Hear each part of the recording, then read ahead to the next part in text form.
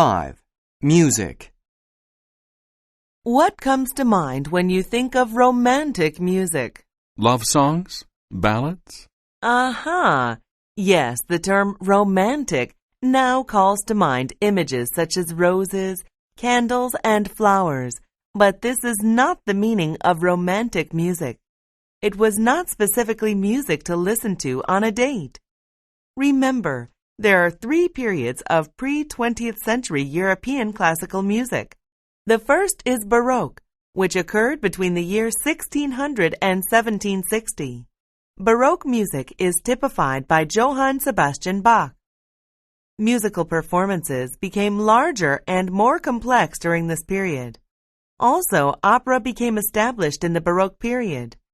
The second is the classical period, typified by Mozart.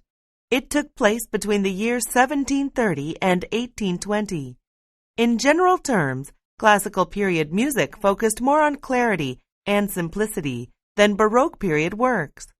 The third period, which we'll be focusing on today, ran from about 1800 to 1900 and is called the Romantic period.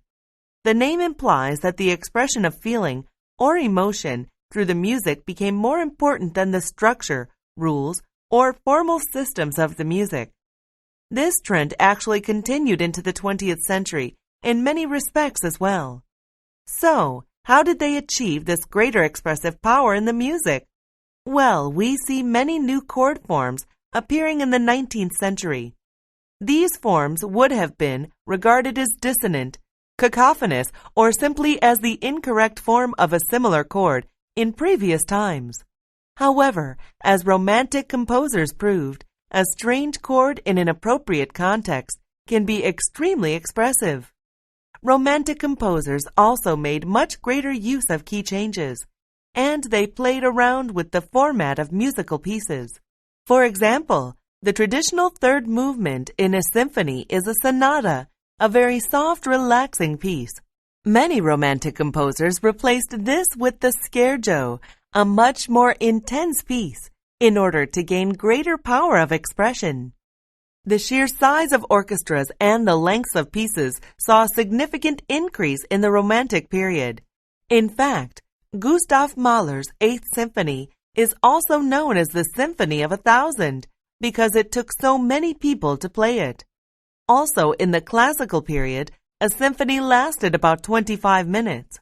A Romantic symphony, however, often lasts up to 45 minutes. We also saw new instruments such as the piccolo become popular during this period. Another major difference between the Romantic period and the classical period that preceded it was the motivation behind the work. Nearly all Romantic pieces have a program or theme, often based on a book, painting, myth, or folktale. For instance, Hector Berlioz created the theme of his Symphonie Fantastique himself.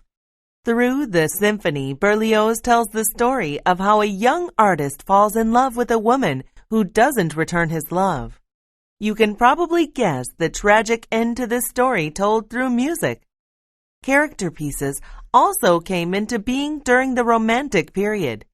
These are short pieces dedicated to a particular mood or feeling. They are usually played only on the piano. Composers such as Chopin and Schumann favored this approach. Opera was also affected. Many of the distinct movements began to blend together into a continuous flow of music. To recap then, the Romantic period of music had little to do with love, as we now associate with the word romantic. It was a period of musical work that followed the classical period and the Baroque period before that. Romantic period music stressed the importance of expressing emotion over careful attention to form and musical structure. New chords were added and the arrangements of symphonies were altered. In addition, the length of symphonies and the number of instruments needed to play them both increased dramatically. Finally, Romantic pieces tended to have a theme or story expressed through the music. All in all, Romantic composers opened music up to a wide range of new possibilities. eventually leading to the atonal or serial movements of the 20th century. Number 1. Match each musical innovation with the appropriate category.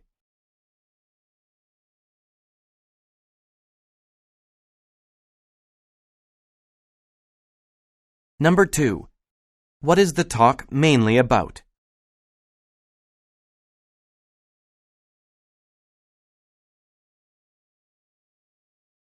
Number 3.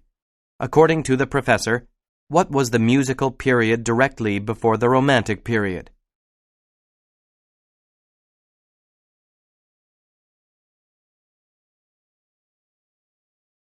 Number 4.